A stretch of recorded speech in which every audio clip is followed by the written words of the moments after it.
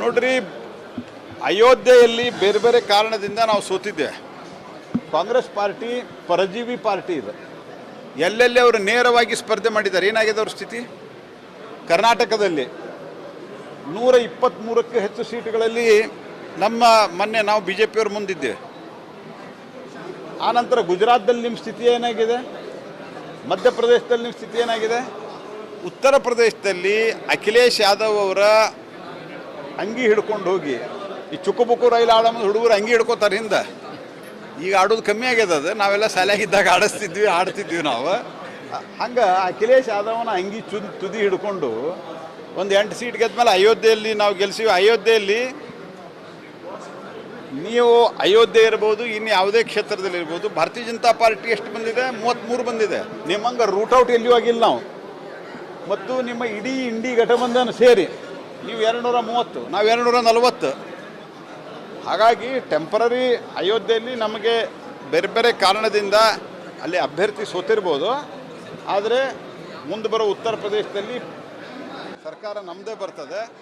ಮತ್ತು ಗುಜರಾತ್ದಲ್ಲಿ ಇನ್ನೂ ದೂರಿದೆ. ನೀವು ಹಗಲು ಗಣಸು ಕಾಣ್ರಿ, ಕಾಂಗ್ರೆಸ್ಸು ಬೇರೆದವರ ಮೇಲೆ ಅವಲಂಬಿತವಾಗುವುದನ್ನು ಬಿಟ್ಟು ಕೇವಲ 3 ತಿಂಗಳು ಡಿಸೆಂಬರ್ ತಿಂಗಳಲ್ಲಿ ತೆಲಂಗಾಣದಲ್ಲಿ ಗೆದ್ದರು. ಇವತ್ತೆಷ್ಟಿದೆ ತೆಲಂಗಾಣದಲ್ಲಿ ನಿಮ್ಮ ಸ್ಥಿತಿ? ಅರ್ಧಕ್ಕಿಂತ ಹೆಚ್ಚು ನಾವು ಸೀಟ್ ಗೆದ್ದಿದ್ದೀವಿ. ನಿಮ್ಮ ಸ್ಥಿತಿ ಏನಿದೆ ತೆಲಂಗಾಣದಲ್ಲಿ? ಆದ್ದರಿಂದ ಕಾಂಗ್ರೆಸ್ ಪಾರ್ಟಿ ಭಾಳ ಅಹಂಕಾರವನ್ನು ತೋರಿಸಿ ಭಾಷಣ ಮಾಡೋದು ಬಂದ್ ಮಾಡಲಿ ರಾಹುಲ್ ಗಾಂಧಿ. ರಾಹುಲ್ ಗಾಂಧಿಯವರು ಡ್ರಾಮಾ ಮಾಡೋದರಲ್ಲಿ ಅವ್ರಿಗೆ ಯಾರೋ ಸಲಹೆ ಕೊಡ್ತಾ ಇದ್ದಾರೆ. ಈ ರೀತಿ ಡ್ರಾಮಾಗಳನ್ನು ಮಾಡ್ತಾನೆ ಇರ್ತಾರೆ. ಆದರೂ ಕೂಡ ಕಾಂಗ್ರೆಸ್ಸು 100 ತಲುಪಿಲ್ಲ ಅನ್ನೋದು ರಾಹುಲ್ ಗಾಂಧಿ ಅರ್ಥ ಮಾಡಿಕೊಡು. ನಾವು 240 ಇದ್ದೀವಿ ಅಂತ ಏನೋ ಲೇವಡಿ ಮಾಡ್ಲಿಕ್ಕೆ ಹೊರಟಾರೆ. 2014, 2019, 2024 3 ಚುನಾವಣೆ ಕೂಡಿ ಅವ್ರು 240 ಬಂದಿಲ್ಲ. ಅದನ್ನು ತಿಳ್ಕೊಬೇಕು ರಾಹುಲ್ ಗಾಂಧಿ.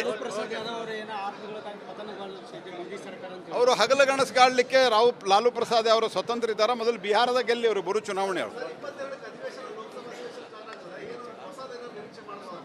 ಲೋಕಸಭೆ ಅಧಿವೇಶನದಲ್ಲಿ ಬಜೆಟ್ ಮಂಡನೆ ಆಗುತ್ತೆ. ನೋಡ್ರಿ, ಅಯೋಧ್ಯೆಯಲ್ಲಿ ಬೇರೆ ಬೇರೆ ಕಾರಣದಿಂದ ನಾವು ಸೋತಿದ್ದೆ. ಕಾಂಗ್ರೆಸ್ ಪಾರ್ಟಿ ಪರಜೀವಿ ಪಾರ್ಟಿ ಇದೆ. ಎಲ್ಲೆಲ್ಲಿ ಅವರು ನೇರವಾಗಿ ಸ್ಪರ್ಧೆ ಮಾಡಿದ್ದಾರೆ. ಏನಾಗಿದೆ ಅವ್ರ ಸ್ಥಿತಿ? ಕರ್ನಾಟಕದಲ್ಲಿ 123ಕ್ಕೂ ಹೆಚ್ಚು ಸೀಟುಗಳಲ್ಲಿ ಮೊನ್ನೆ ನಾವು BJPಯವರು ಮುಂದಿದ್ದೇವೆ. ಆನಂತರ ಗುಜರಾತ್ದಲ್ಲಿ ನಿಮ್ಮ ಸ್ಥಿತಿ ಏನಾಗಿದೆ? ಮಧ್ಯಪ್ರದೇಶದಲ್ಲಿ ನಿಮ್ಮ ಸ್ಥಿತಿ ಏನಾಗಿದೆ? ಉತ್ತರ ಪ್ರದೇಶದಲ್ಲಿ ಅಖಿಲೇಶ್ ಯಾದವ್ ಅವರ ಅಂಗಿ ಹಿಡ್ಕೊಂಡು ಹೋಗಿ ಈ ಚುಕ್ಕುಬುಕ್ಕು ರೈಲು ಆಡೋದು ಹುಡುಗರು ಅಂಗಿ ಹಿಡ್ಕೋತಾರೆ ಹಿಂದೆ. ಈಗ ಆಡೋದು ಕಮ್ಮಿ ಆಗ್ಯದ. ಅದು ನಾವೆಲ್ಲ ಶಾಲೆಯಾಗಿದ್ದಾಗ ಆಡ್ತಿದ್ವಿ ನಾವು.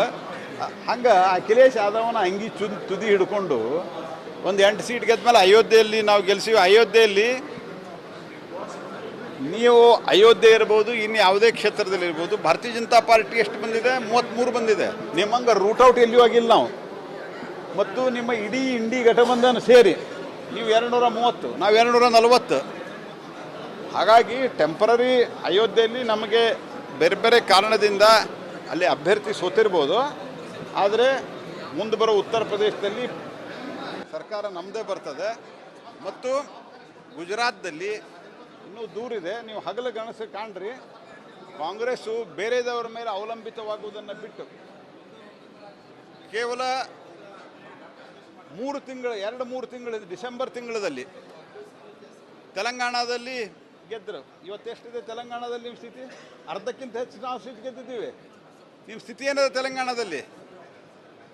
ಆದ್ದರಿಂದ ಕಾಂಗ್ರೆಸ್ ಪಾರ್ಟಿ ಭಾಳ ಅಹಂಕಾರವನ್ನು ತೋರಿಸಿ ಭಾಷಣ ಮಾಡೋದು ಬಂದ್ ಮಾಡಲಿ ರಾಹುಲ್ ಗಾಂಧಿ.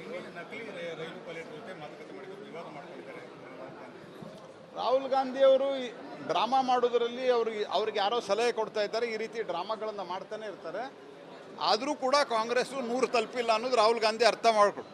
ನಾವು 240 ಇದ್ದೀವಿ ಅಂತ ಏನೋ ಲೇವಡಿ ಮಾಡ್ಲಿಕ್ಕೆ ಹೊರಟಾರೆ. 2014, 2019, 2024 3 ಚುನಾವಣೆ ಕೂಡಿ ಅವ್ರು 240 ಬಂದಿಲ್ಲ. ಅದನ್ನು ತಿಳ್ಕೊಬೇಕು ರಾಹುಲ್ ಗಾಂಧಿ.